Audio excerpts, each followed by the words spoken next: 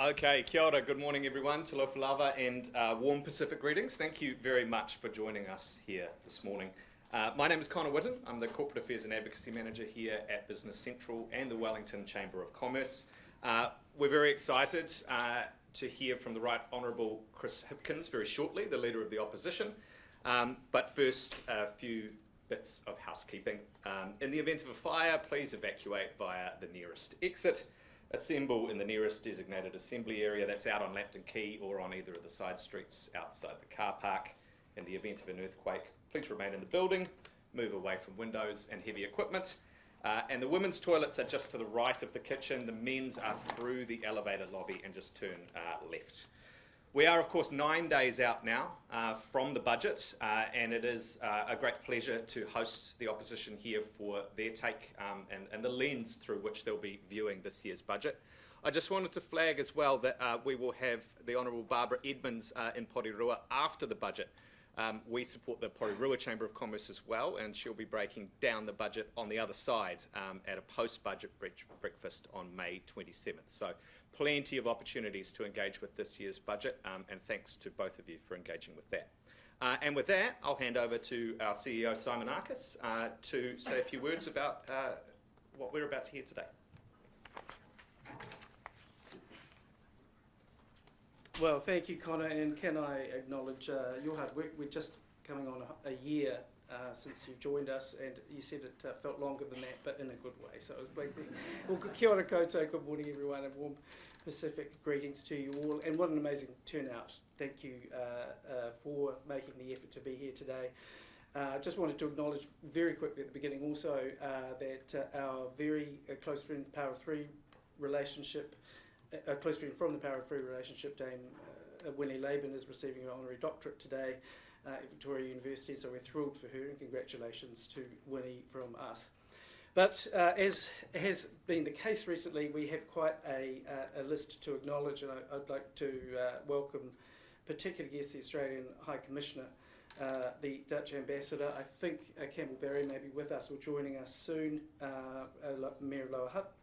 And also want to acknowledge several senior members of the Labour caucus, Jenny Addison, Kira McNulty, Aisha Verrill and Kushla Tanyeri Manuel, got to get that better pronounced. But particularly special is a friend of ours from for a long time now, and that's Honourable Barbara Edmonds. And Barbara, real pleasure to have you with us today. I've known very well through our Power of Three relationship. I must say, I often reflect on how fortunate we were to have developed an early relationship with Barbara, because it's also how I learned that the Pacific business world invented ultra fast broadband long before we knew that, because the networks are so good and you can get to know all sorts of people very, very quickly if you're there for the right reasons. So, particular pleasure, of course, to welcome our guest speaker this morning, the Leader of the Opposition, former Prime Minister, the Right Honourable Chris Hipkins. And we're really, really pleased to have Chris here, and of course have done lots with him before in the past. And we're actually nearly halfway to the election next year. It's hard to believe. We're sort of Wellington, very focused obviously on local government elections, but we're nearly halfway. And we're very grateful to have the Leader of the Opposition here to set out his thinking and the thinking that Labour has for the future. I think it's a real contest of ideas when someone like Chris Hipkins is up against you. When I found out the result of the election, someone said to me, he's very dangerous in opposition. And I've certainly watched him in Parliament and question time things, and it is a formidable experience, I think, to face some of those questions. Look, it is important that we have the opposition at these events, because we are non-partisan. We do like to work with both sides of the House to make sure that business interests are represented and to meet them where we can and to make that work. It has been a challenging time for business. And our message to every political party, as you'd imagine, is to commit to a long-term economic vision to grow the economy, partly because, of course, businesses need policy certainty to make their decisions. We certainly welcome your commitment, Chris, not to overturn every government policy, but to honour the investments in infrastructure and some of those sensible bipartisan agreements that we've hoped for are possible. And I think that's particularly when you look at things like overseas investment and the importance to us of having a stable strategy for the country if we wish to see real progress in infrastructure and other areas. And of course, we all want to see the economy grow. We work hard in the economy, and it supports incomes and jobs when we have the right policy settings in the right direction. Today's event, of course, is particularly timely, and you'll hear some of the Labour views from Chris as he delivers this pre-budget speech. Just before we hand over to the Leader of the Opposition, I'd like to thank our partners Alan and Clark. This has been an amazing journey with Alan and Clark. We've just renewed the second year of our relationship, and really enjoyed working together in these Beehive to Business initiatives. So thank you very much for all you do to support us. As you are aware, Alan Clark is very committed to making this a great event, and that means we're live streaming today along with all of the media interest that you can see in the room, and of course an amazing group of people turning out here. I'd like to ask Alan from Alan and Clark to formally introduce Chris and again give my thanks to you all. A very warm welcome today to the Chamber. Thank you.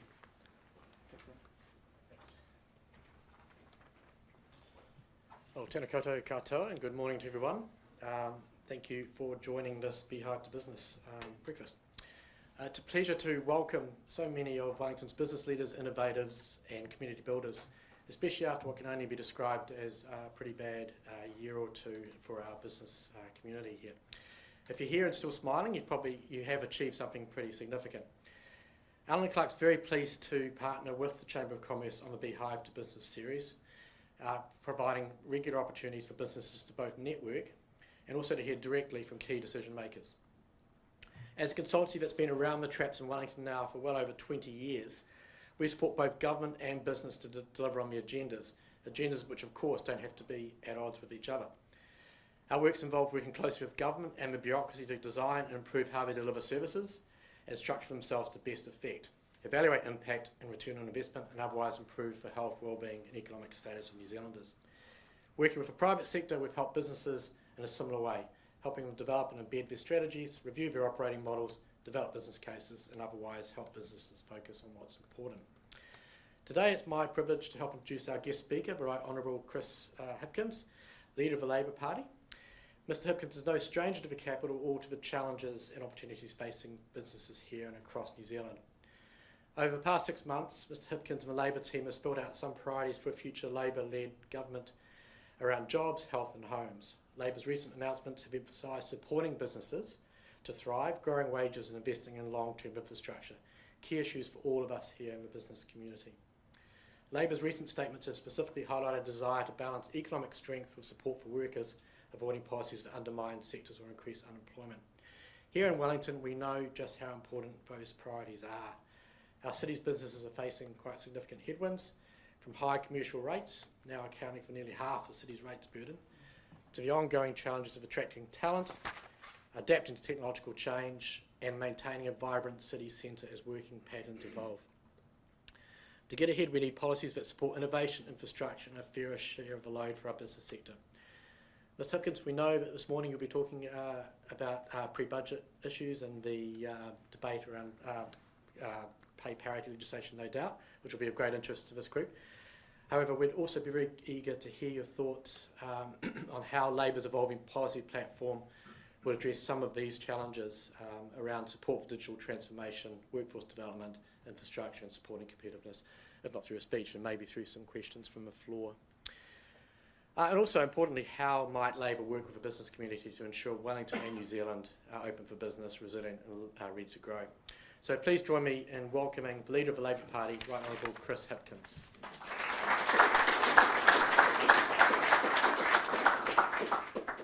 O tēnā koutou katoa, good morning everybody. Thank you for joining me bright and early on this wonderful Wellington morning. I read recently one of the keys to success in life is to do the hard stuff first thing in the morning. So as we gather here for an early conversation about this year's government budget, it is a good time for us to have some hard, honest conversations about the crossroads that our country finds itself at.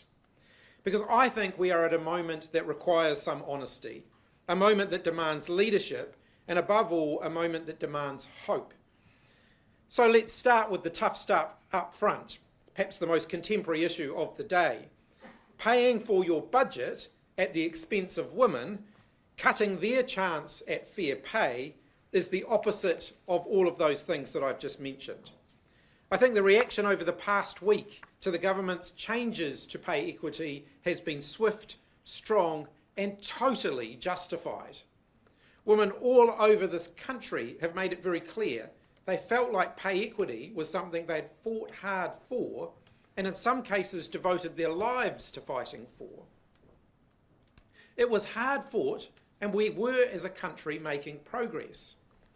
I want to be very clear here, as I said yesterday, I think over the last week we've seen the biggest example of a New Zealand government gaslighting half the population that we have ever seen.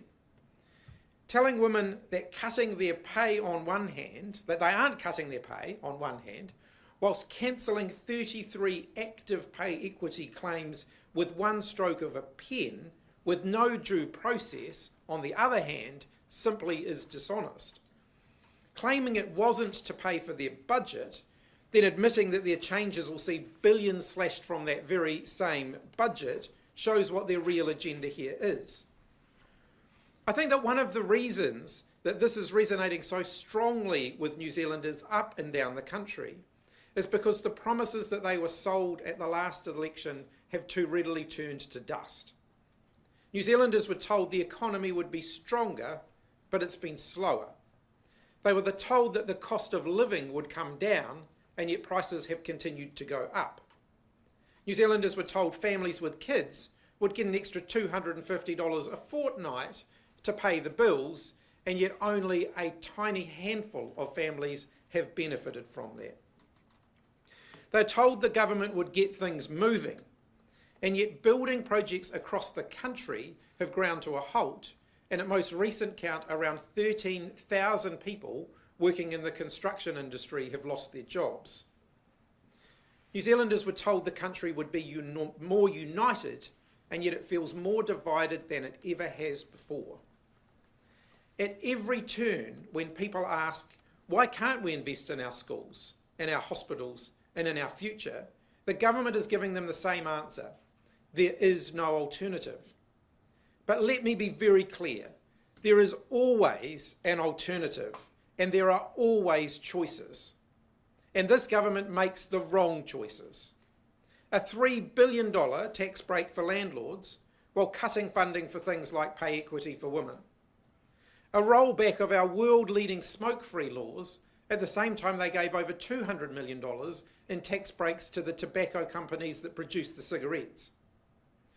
Borrowing $12 billion extra to pay for tax cuts whilst cutting investment and cutting hope for future generations.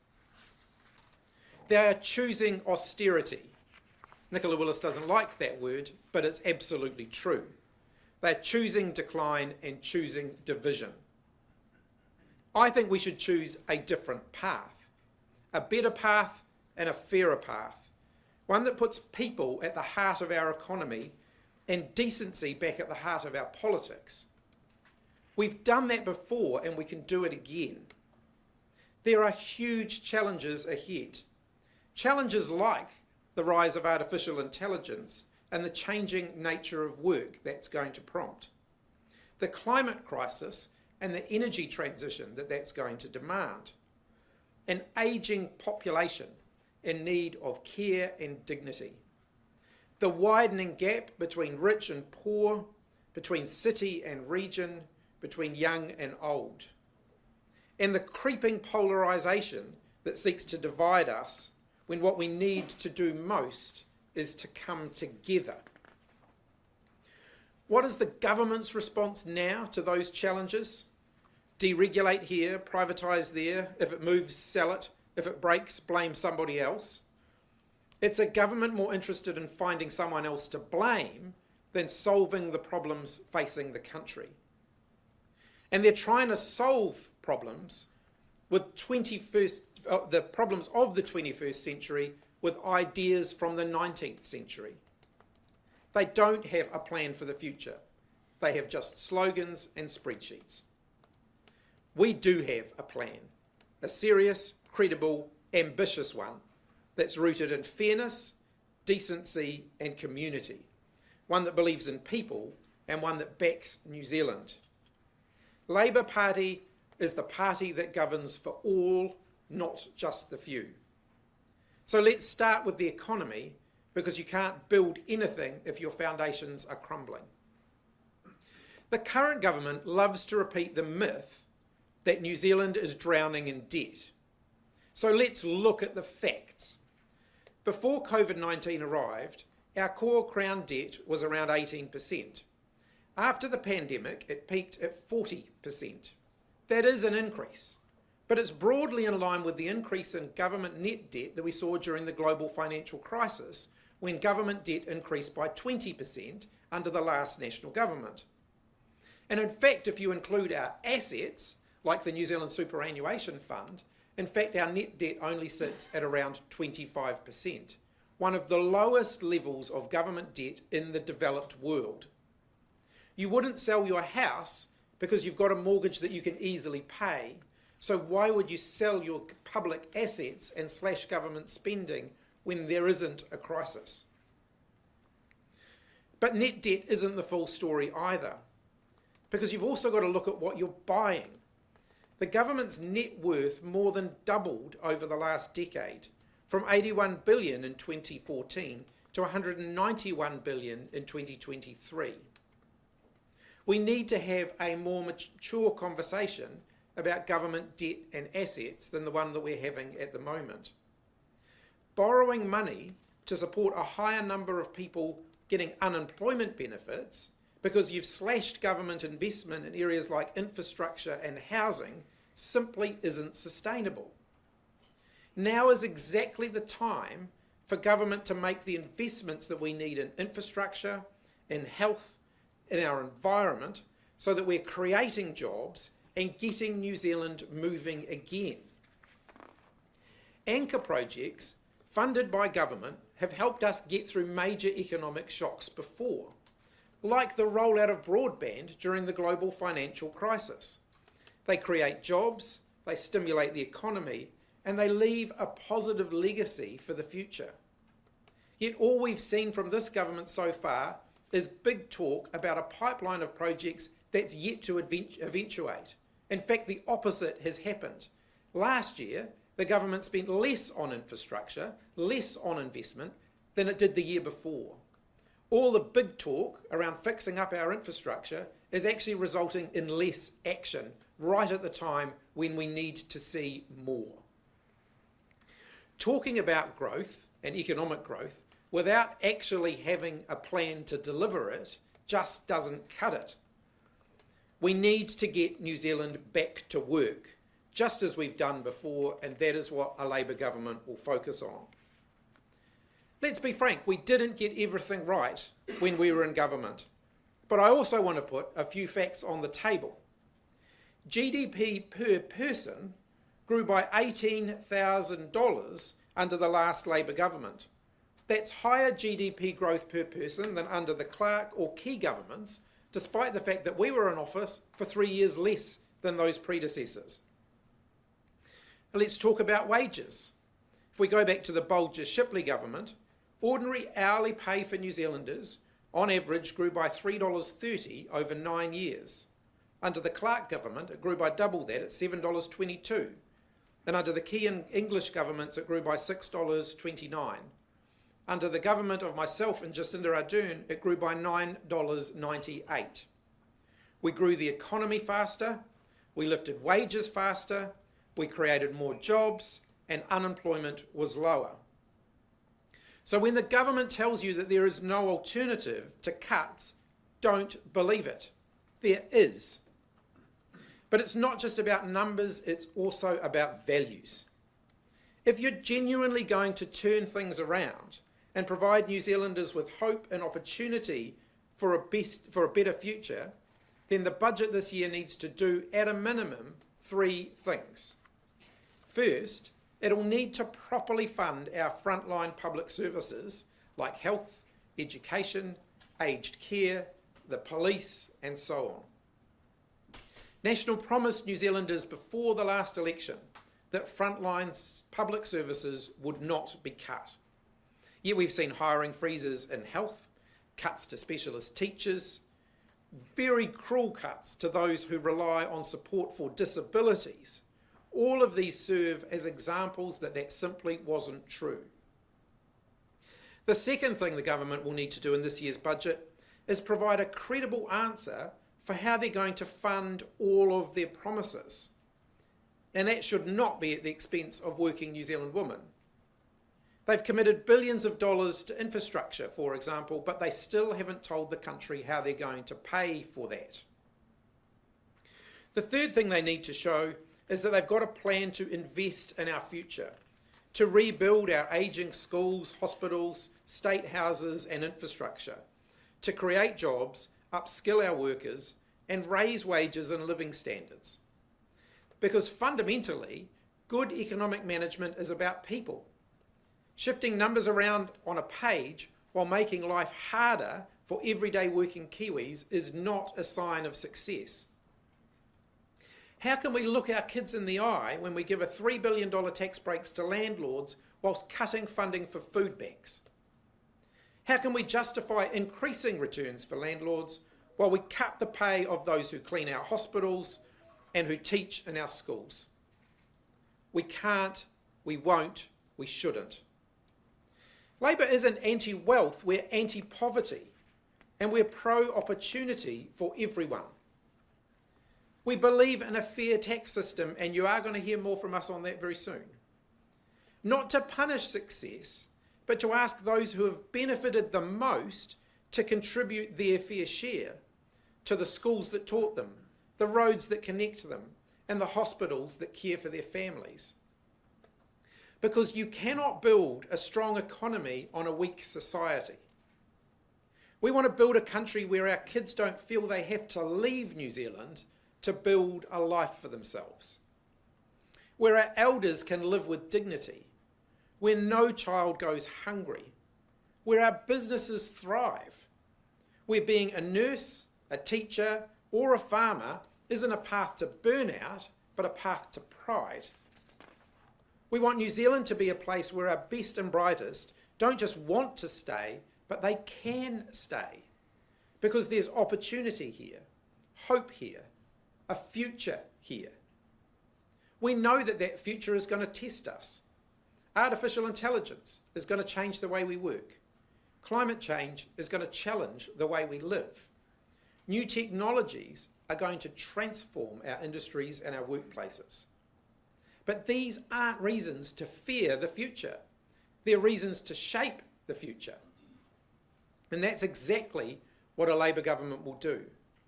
We want to invest in green energy and the industries of tomorrow.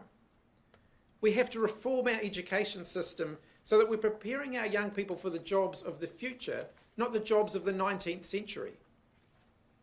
We need to make sure that new technologies benefit everyone, not just the few. We need to build homes, not sell them off.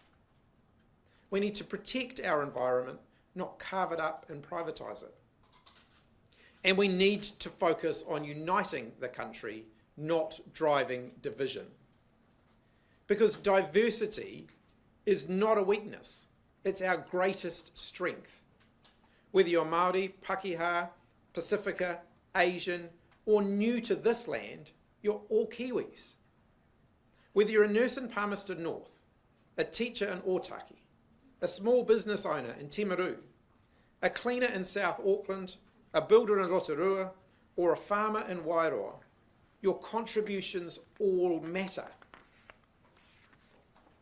Whether you're young or old, rich or poor, gay, straight or transgender, we see you, hear you, and we will fight for you.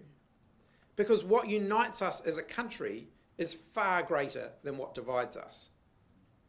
We're a nation of workers and dreamers, of creators and carers. We believe in fairness, in decency, and in community. And we believe the role of government is not to sit on the sidelines, it's to step up, to help, and to serve. This government's making different choices, choosing a lucky few over all of the rest of us. And those choices show us more than anything what kind of country this government wants to build. But the question we all have to ask ourselves is that the country we really want? A broken health system, children going to school hungry, people sleeping in cars. A generation, our kids, growing up believing that they'll never be able to own their own home, they won't raise their family here, they won't build their future here. Or do we want a New Zealand where everybody gets a fair go? Where the dignity of work is restored, the promise of opportunity is renewed, and the bonds of community are rebuilt. We're not here to manage decline. We're here to build the future. A future where prosperity is shared and where nobody gets left behind. Where we choose hope over fear. Where we can say to the next generation, yes, you can dream here, you can build here, and you can stay here. We've done that before as a country, and we can do it again. We need to build a better way, and we need to do that together. Kia kaha, kia maia, kia manawanui. Thank you.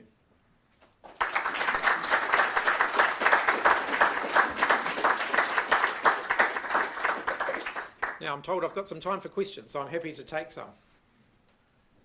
It's always the awkward moment where somebody decides to be the first person to ask. There you go. Thank you, Connor. Saved me. So you talked about reducing unemployment, which is, of course, creating jobs. Yep. What is your vision to do that? Is it through government investment? Is it through different policy settings? How are you planning to create those jobs? I think there's a wealth of experience here in New Zealand and around the world that shows that actually you create jobs when government and business work together. So it's not one or the other, it's both. In fact, government investment stimulates private sector investment, and there's a huge wealth of evidence of where that happens. If we think about things like infrastructure investment stimulates a lot of private sector activity, so we should be doing more of that at the moment, not less. I mentioned broadband because I think broadband is a good example, and in fairness to them, it was under the last national government that it happened, the one before this one. You know, they were investing in something that was going to benefit the whole country over time, but it had a stimulatory effect whilst that work was underway. And it was affecting every community across the country. There were people working, doing that work. And so I think those are the sorts of things we need to think about. We don't lack for projects. There's a lot of projects that we can do. And when we think about that, we might think government-backed investment is going to support, say, the building and construction sector, but not others. That's also not true. On farm visits that I've done around the country, a lot of farmers have mentioned the Jobs for Nature program, which was helping with pest eradication, wilding pines eradication, and so on. Those are things that are investments in all of our collective well-being in the future, and the farmers loved it. And it got people off benefits and into work that they could do. So I think those are the sorts of things that government can look at doing more of. And it has it's not about, it actually has a positive benefit on the government's overall finances because we're supporting people to do jobs that are meaningful rather than supporting them to sit at home on an unemployment benefit. So at the moment we're seeing quite a significant uplift in unemployment, and that puts huge financial pressure on the government when actually we could be redirecting some of that spending into things that are going to be productive and generate those kind of co-investment conditions that we actually need as a country. Yeah. I'm Shelley Major from Breckenridge Country Retreat and Spa in Wairarapa. Could you tell us what you would do to support regional tourism? Yeah. I think we've got to look at the major events pipeline that we have as a country. It's very empty at the moment, and that doesn't just support the big cities because actually a lot of those major events draw people to New Zealand who then travel up and down the country. So I think Wayne Brown's got a real point about the fact that we've reduced our level of investment around attracting kind of events and those sorts of things to New Zealand. I think we need to do more in that space. Does that mean you support America's Cup coming back? I would, and I said this a couple of weeks ago. It is a regret that I have that we didn't push harder to keep the America's Cup when we had the opportunity to last time. The price that they were asking got too high, and we ultimately ended up saying, no, we can't do that.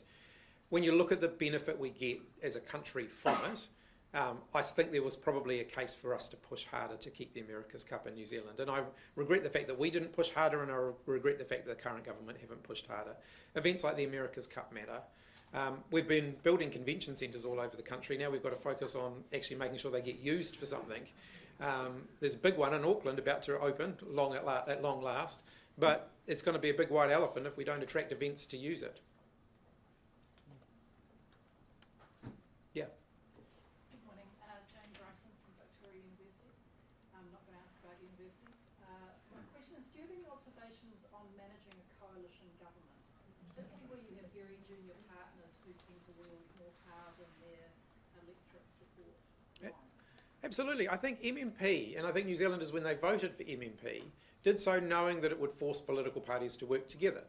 That majority government would be a thing of the past, and there's only been one majority government. I was part of it, but that's an aberration under MMP, and I think that was just a product of the unique time that the pandemic was. I think under MMP we're unlikely to see a majority government again, so parties do have to work together. But I've always taken the view, and I think all Prime Ministers up until this one have taken the view, that level of influence needs to be proportionate to the way people vote. So people under MMP should still get what they vote for. And I've been quite critical of Christopher Luxon because ACT, for example, behave like they're a 50% party, not an 8% party. And the National Party behaves like it's an 8% party, not a 38% party. And I do think that's wrong.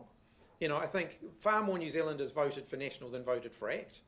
And so the fact that they're letting ACT and New Zealand First call the shots, I think, is wrong. The major party that forms government, that ultimately has the bigger share of the public support, should be the dominant party in the government. I think the other thing that should happen under MMP, and again, I think we've seen a departure from this in the last few years, is all ministers, regardless of which party you are from, need to follow the rules for ministers. Cabinet Manual, and the most recent edition of the Cabinet Manual was one that I signed off, that applies equally to all ministers, regardless of whether you're in a coalition or you're in a support party arrangement or whatever. All ministers need to adhere to those standards of behaviour and conduct. And I don't think you can just brush that off and say, well, they're in a different party, that's not my problem. When you're the Prime Minister, your job is to uphold the Cabinet Manual, regardless of who the ministers are. So I don't think that what we're seeing at the moment is a fair reflection of MMP. I think MMP requires parties to work together, but it doesn't necessitate the minority, and in this case a small minority, basically commanding the whole show. Yeah. Just in terms of running for the next election, it's been 66 years, I guess, since someone was defeated as Prime Minister and then came back as Prime Minister at the subsequent election. It was Keith Holyoake, I think. He won 4 more after that, so yeah. The last Labour Prime Minister was tried, it was Bill Wellington, he lost 2. So I guess the question is, how do you see yourself selling yourself to someone who didn't just lose the last election? How do you see yourself selling yourself that, hey, we're coming back and give us a second chance in 2026? Yeah. Look, I was only Prime Minister for 8 months before the last election, and I don't think it was it wasn't really enough time to do things differently. I said at the start of my Prime Ministership I did want to do things differently, different person from Jacinda, different priorities. And I think you'll see that much more reflected in the next campaign than you did in the last one. Because, let's be frank, particularly when you're dealing with some of the big issues, the post-pandemic backlash and all of that, it's actually very hard to reshape a government right as you head towards an election campaign. Whereas I think we've used this time in opposition to reshape ourselves. And that includes some honest conversations about what we did over the 6 years we were in government. We had some really big challenges that we faced as a country, bigger than any recent government has faced if you think about something like the COVID-19 pandemic. And there's a lot that you can learn from that. So, frankly, I think I would be a much better Prime Minister the second go-round than the first go-round, because having had that opportunity, having had 3 years to reflect on that, to learn from it, and to prepare to do it differently next time, I think that would make me the best prepared incoming Prime Minister we've seen in a generation, because no one else has done that. How do you sell that publicly? Well, we're going to. Yeah. Yeah. We've seen a lot of increased use of urgency recently, with the pay equity legislation being the most perhaps concerning for a lot of people, the way that was rushed through without consultation. Obviously, when Labour was in government, urgency was used. The water bill was probably one of the most controversial of that. Would you support changing the rules around urgency or setting a stronger criteria around the use of that? Yeah, all governments have used urgency. I've had this debate with Geoffrey Palmer, because these days Geoffrey Palmer likes to rail against the use of parliamentary urgency when he basically wrote the rule book on how you do it in the 1980s. But I do think urgency is overused. To put it into context around this government, though, they almost use urgency as much in the first half of their term as we did in the entirety of the last term. So I think they've passed more laws under urgency than not under urgency since the election. And I don't think that's the way Parliament should operate. There is a change. I haven't told Kieran this yet, but I'm telling him now, that I think Labour should promote in the forthcoming review of standing orders, and one that we would implement, which is to increase the ability of government to use extended sitting hours rather than having to use urgency. So urgency often gets used just to extend the amount of time that Parliament's sitting, because the rules around that are too rigid. I think if you said to government, you can extend the hours of that Parliament is sitting, and but you've got to reduce the amount of urgency that you're using, so that stuff that's going through under urgency genuinely is urgent. I think that would significantly improve the quality of lawmaking. David Seymour has made some very good points over a long period of time about rushed law being bad law, but I notice these days he thinks that any rushed law that he's doing is an exception to that rule. It isn't. The reality is almost all law that's rushed is less than ideal, even if it's genuinely urgent. I think the other thing we need to do is build in in terms of the quality of lawmaking, build in an automatic review mechanism for any laws that are passed under urgency. So if something's passed under urgency because it's urgent, it should still then go through a scrutiny process, even if it's post the fact, so that issues that could have been picked up with a slower process can then be incorporated further down the track. Yeah. Hi, good morning. Chris Hipkins from here in Wellington. You talked about stability of policy. The last two changes of government have seen some pretty significant swings, particularly around infrastructure pipeline. Yep. We've seen projects cancelled, change of direction, stalling. That has led to a real loss of productivity and a loss of numbers in workforce. We've seen huge numbers of people leave the industry and go to Australia. So two questions. One, would you commit to more stability in that sense, and both sides of the house working together to get some form of stability around that? So, and the second question, is 3 years enough to get things done between elections, and is a 4-year term a better answer? The last one's the easier one. Yes, I do support a 4-year term, and if there's a referendum on it at the next election, I'll be voting for a 4-year term and encouraging other people to do the same.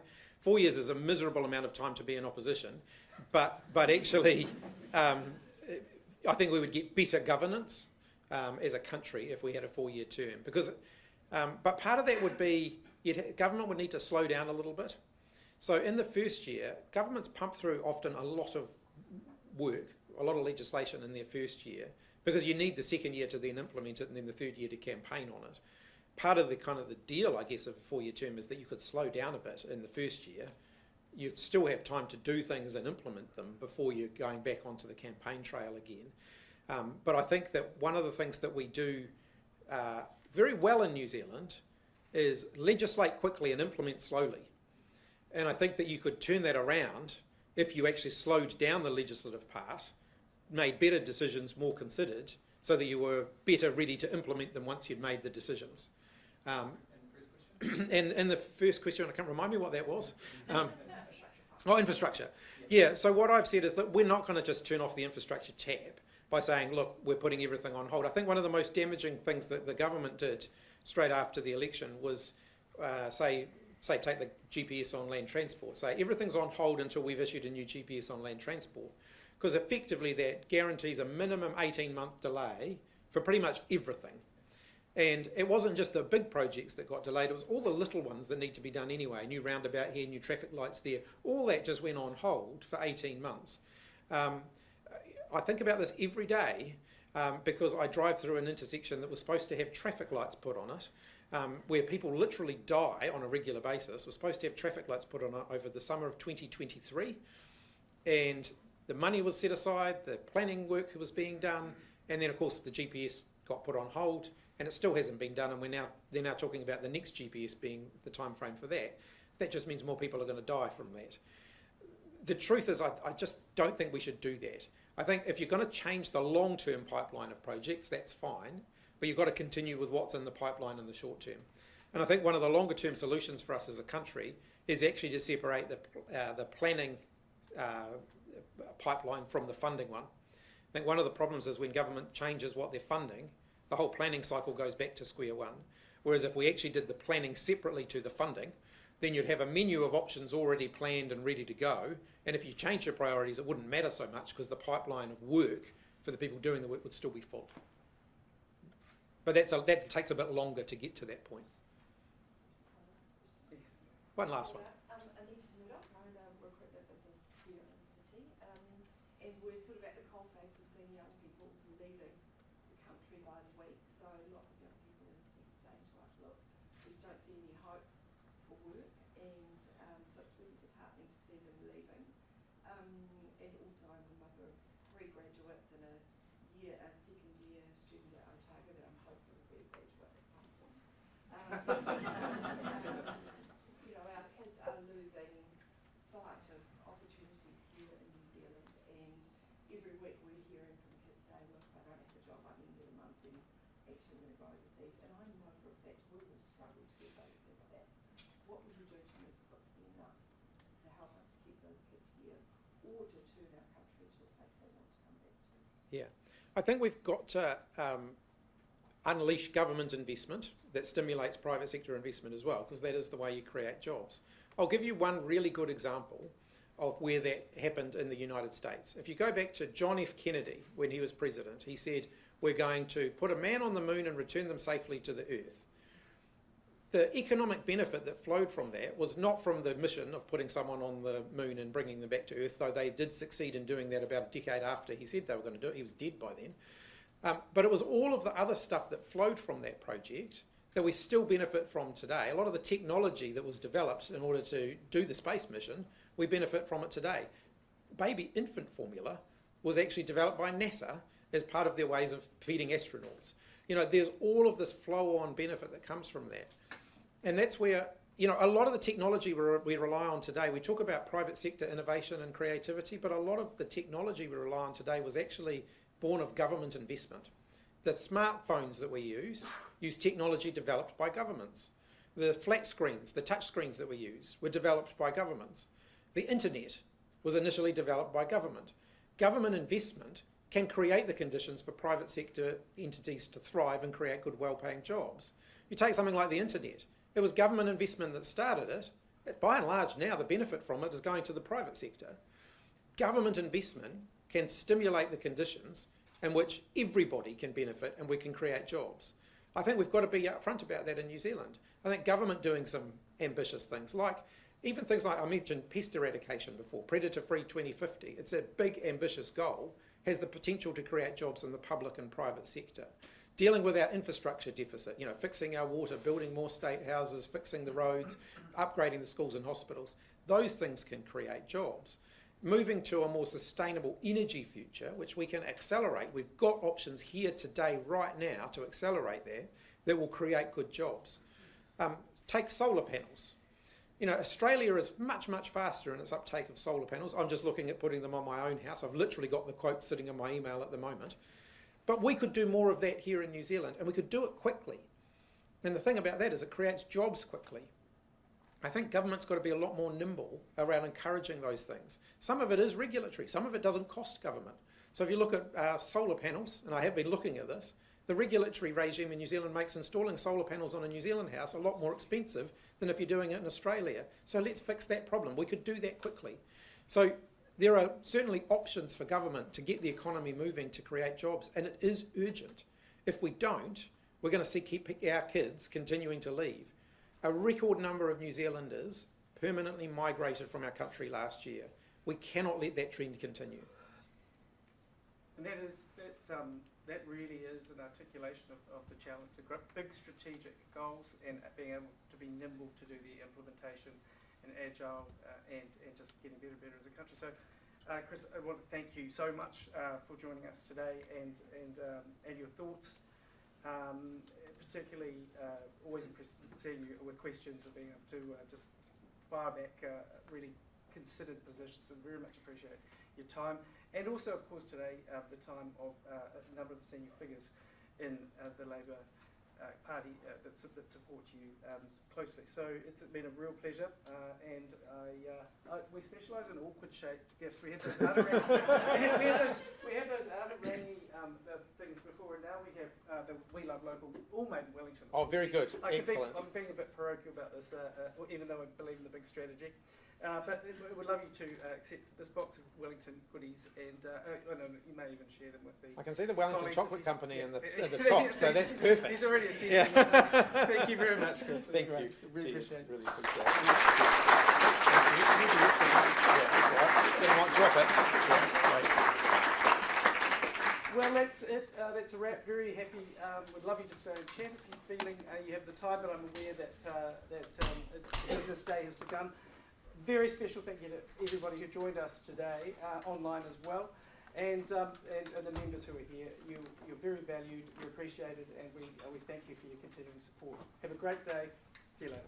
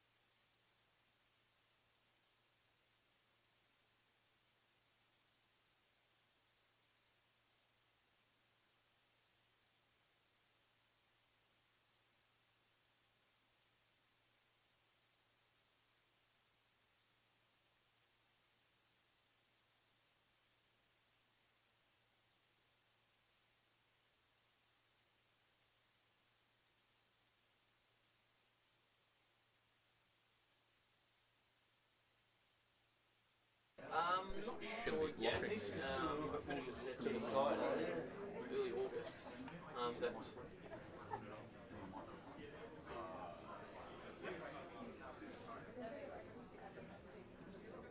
really sure where to start. There's a couple more little loopholes that I have to jump through before I can get everything signed up. So soon.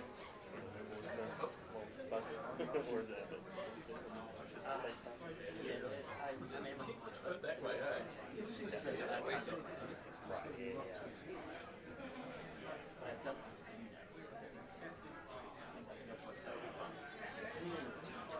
bit of a step change.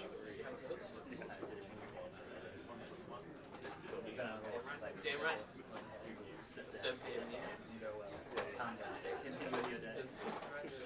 Like my dad used to religiously watch them at 6, and then yeah, we'd have dinner. What about that? Is that better? What's going on today? It's just stuff today. I'm moving that all the way in my shop. Oh, is that how good? Is that your fuel? I think it's coming down. Just literally moving it to my shop. Yes. For the first few years, No, I'm not for 5. which I guess is good. Do you want to move it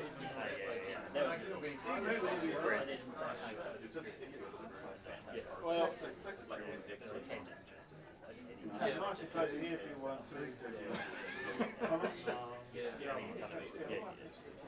You're really pushing like oh, you might see so, and like I when I was go back and hear it just watch the last it's actually quite good. What's in that? Sorry, yeah. Story into a cloud file, and then you close this cloud The amount of file, people who sit down and actually watch it. and then you like just capturing the market, trying to help people that are still keen on the They news. called out some real like serious treasury bot who was doing very impressive technical work trying to retrieve his At least he was not writing into a cloud file that was actually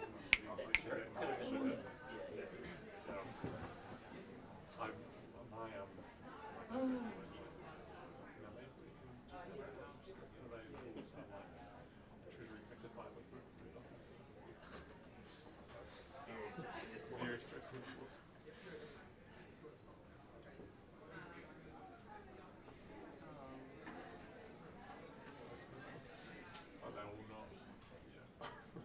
New Zealand Herald just can't report on the budget for 2 years. No. The whole of NZ. I mean,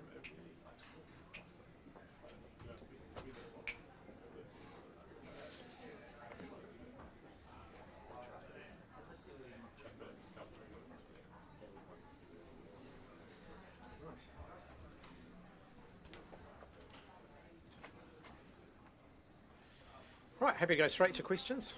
There'll be a fairer tax plan from Labor released very soon. How soon will that be? Soon. What does that mean? Well, I'll tell you when we're ready. Can we have a little bit more specificity in terms of the things that you're looking at? I think it's already very clear what we're looking at. We're looking at how you make sure that people who are earning significant amounts of money outside of the PAYE system are paying their fair share of tax. You already have increased the top tax rate to 39%. You're looking at it, shifting that up even further? I'm not making any announcements on tax. I'm saying we're looking at a fairer tax system, and I've also said that it'll be this year that we'll set out what that looks like. if you do a capital gains tax, would that preclude you from reinstating interest deductibility as you had it last time? The goal will be to answer all of those questions broadly at the same time, so that people know what So we're you might actually proposing decide to do. to Well, reinstate when we make our tax policy, we will need to be able to answer all of those questions, and we will. Right, but it's sort of one of those things that surely a capital gains tax would you couldn't do both. Look, I'm not going to speculate on what our tax policy may be. I'm telling you that we will announce that in due course. Yeah, but you are the Labour Party. It's going to be a capital gains tax, isn't it? We are the Labour Party. Yeah, we want to make sure that the workers of New Zealand don't pay a disproportionate share of the tax. Your GDP your GDP per capita figure in the speech looked like a non-inflation adjusted figure. Is it accurate to say that you grew the economy on a per person basis faster than previous governments when a lot of that nominal growth was thanks to inflation? No, I mean you can choose any number of numbers. In that particular case, I'm quite comfortable with the numbers that we chose. Yes, we did see a spike in inflation at the end, though. I've never been blind to that. I guess the issue though is, you're using that figure to suggest that people got richer on a per person basis under your government when it's then other governments, when actually a lot of that nominal growth was just because... Well, salary and wages also grew faster as well, so I don't agree with you on that. But I mean, even those minimum wage figures, I think you're only a couple of dollars ahead of what Helen Clark hiked the minimum wage by, and on inflation-adjusted terms, you would have been lower. By the end of our term, certainly there was more that we needed to do around inflation. So things like the minimum wage, for example, the current government haven't increased the minimum wage to compensate for inflation. We would have, and we're pretty clear about that. You weren't really that specific about what you want to see the government do in this budget. You had 3 sort of points. What specifically would you like to see Nicola Willis be announcing? A specific policy, a specific budget line in the budget next week? Well, I mean, I think, as I said, investments in the future. I think that if you look at the first and the third tests that I put there, I think some of those anchor projects, for example, would satisfy those. So what are the things that they're going to do that are going to bring forward investment now rather than decrease investment? Because despite all of their rhetoric, investment's actually decreased over the last 18 months, not increased. You talked about unleashing public investment in a 2020, in a future Labour government. What would that look like? What projects would you like to see the government invest in? Yeah, I mean, well, it's difficult to speculate on that now because we don't know what the government's going to announce in this year's budget or next year's budget. But as we get closer to the election, we'll have a more specific list that we'll put out there of things that we want to see brought forward. But it's impossible to do that now because, we don't know what the overall state of the government's books will be heading into the next election campaign, and we also don't know what the government may decide to do or not to do between now and then. Do you have any idea what you'd like to see now? Oh, look, we've got ideas, but there's no point in sharing those yet. Well, you've been, Labour Party's obviously been running a pretty fulsome campaign, including through social media, on the pay equity, on the pay equity situation. You came at it straight out of the gate today, and one of the things that you guys are claiming is that the government's given a bunch of groups a pay cut. That's not strictly true, though, is it? Well, if you look at the Prime Minister's statements yesterday about his own pay, he seemed to regard any suggestion that he wouldn't get a pay increase as a pay cut. He doesn't seem to have that view when it comes to women's pay. Yeah, but I'm asking about I mean, there's plenty to pose about this bill without being misleading about it. If you're taking away money that women otherwise would have got in their pay, I think most people would regard that as a pay cut. You talked about how the government should be making investments, particularly with the weak economy. It's quite popular economic theory. But do you accept any responsibility for what we call pro-cyclical spending? Because you spent too much, or you specifically, the Labour government spent too much when the economy was hot. That sort of necessitates cost-cutting when the economy is weak. Do you accept any responsibility for causing that pro-cyclical investment cycle? I think we have to acknowledge that a lot of the forecasts during COVID were badly wrong. So, identifying when the economy needed more pro-cyclical spending or counter-cyclical spending was actually very difficult during COVID. The central banks across the world got it wrong in terms of their views on what they needed to do. New Zealand's Reserve Bank was not unique. Every central bank got that wrong. So I think it just showed that throughout COVID, if you could go back and do it again, there'd be a series of different decisions I think almost any government in the world would make. But none of us had that information at the time. You were speaking about debt in your speech. Would the Labour Party implement sort of like you previously did in government with the responsibility rules that you had around debt and government spending? Would you return to that sort of mantra? As I said, we've got to have a more mature conversation about debt, because if you look at the huge amount of infrastructure that the government wants to see New Zealand invest in, the current government want to see New Zealand invest in, there's no way they're going to be able to do that out of day-to-day consumption. It's going to have to involve long-term financing, i.e. debt. And even if you're using PPPs as part of your financing model, which they've said they won't do, that's still a form of debt. So I think we need to recognise that we've got a lot that we need to invest in as a country. The real question is, where is that debt being applied? If it's being applied to day-to-day consumption, i.e. unemployment benefits, that's not something that's sustainable. If it's being applied to invest in things that we will get a long-term return from, then that can be sustainable. It's like the difference between increasing your mortgage to pay the power bill or increasing your mortgage to extend the house. One's justifiable, the other gets you into trouble. But could you be very specific as to what you mean by Labour needs, or we need to have a more mature discussion around debt? Is that you saying that we need to be more open to taking on more debt as a country? Taking on debt for the right reasons. Taking on debt because the budget's not balanced, that's not the right reason. But taking on debt because we're fixing up our infrastructure and we're investing in things that over 30, 40 years we will get a return from, that is something that we need to talk about. So should the government be cutting further to get an overgale surplus?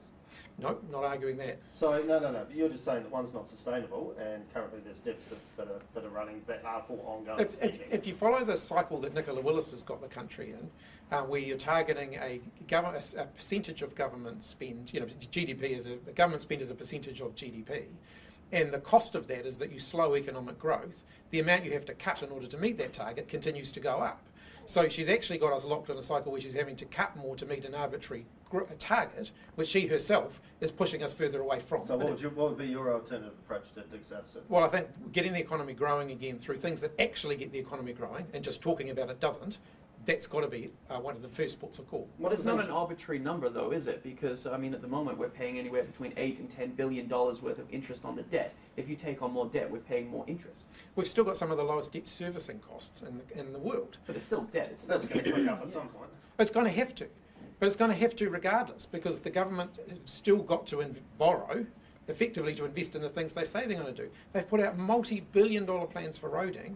They still haven't told the country how they're going to pay for that. Yeah, now, they're going to have to borrow to pay for the majority of that. So why not do that now, rather than pay more people to sit at home on an unemployment benefit? Your critics are going to take these comments and say this is same old Labour looking to just borrow more and spend more. What would be your reaction to that criticism? We're doing the opposite. We're actually saying that we need to borrow to invest, rather than borrow for day-to-day consumption, which is no, but is exactly what this government are doing. They're borrowing more because they've got more people on an unemployment benefit, because they're not investing in the stuff that we need to invest in as a country. What is an anchor project, and what could that mean? So anchor projects can be a whole variety of things. As I said, broadband was one of the anchor projects of the previous national government. Ultra-fast broadband was one. Some of the roading projects that they had, roads of national significance in their first iteration, were among the anchor projects that government had. If you go back to our government, we would say things like the shovel-ready projects, the Provincial Growth Fund, the work we were doing around hospitals, some of the vertical infrastructure, hospital buildings and the like. Those things can be anchor projects that help to stimulate the economy, create jobs, and therefore reduce the amount that you need to spend on things like unemployment benefits. So it doesn't need to be really big, like, Auckland Light Rail was going to be huge. You're not promising or encouraging something like that? Auckland's going to need mass rapid transit at some point, but the reality is it's going to, as we discovered, it's going to take a while before you get to the point where you're actually building it. So we need to focus on the things that we can build now. One of the reasons we were doing things like hospitals and schools is because they can actually be brought to the market relatively quickly. How high are you willing to let New Zealand's debt bill get? We'll set out our fiscal plan before the election, which will set out a different approach to the current government. In your speech, you talked about that this government's keen on privatising things. What's the government privatising? Well, the Prime Minister himself hasn't revealed that yet, but he said that he's open to it. So they've got a secret plan to privatise? Well, they're just not telling people what it is. They may not have even formulated it yet, but they've said that they're open to privatising things. It's a bit cheeky, isn't it? So it's accurate to say they're actually privatising things? Well, no, where they've put it on the table, so now they need to explain what exactly it is they're proposing to privatise. Barbara, can I ask, what are you expecting to see from this year's budget, and what has Labour building quietly in the background without giving away too much specificity? The first question I'll be asking when we go into that budget lock-up is what have they cut to pay for this? And so specifically we've seen the billions of dollars apparently that they're savings through the pay equity, cancelling those 33 claims. We will be keeping a sharp eye out to see what has been cut to pay for what they're going to be offering. You talked about solar panels and said that the regulation was a little bit onerous. Cutting regulation is one way to drive the economic growth you're talking about. Is that something, and something the Coalition is working on, is that something you'd be interested in continuing if you can into government, some sort of deregulation drive?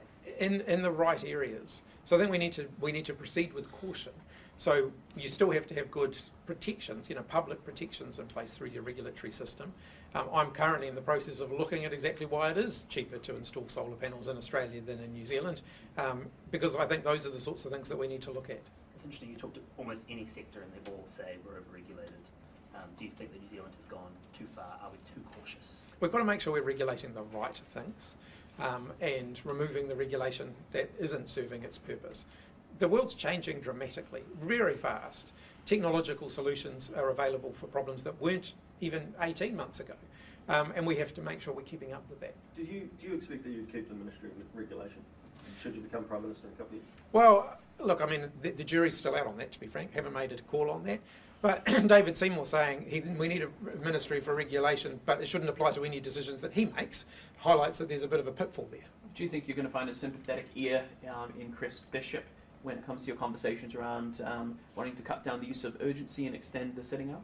Oh, not based on the public comments that he's made, but I think, you know, more of a technical conversation, but I think increasing the ability for Parliament to sit without the use of urgency, so you can extend Parliament sitting hours, would actually naturally cut down on the amount of urgency. If you look, there's a difference between passing bills through all stages under urgency without any sort of scrutiny and using urgency to extend Parliament sitting hours.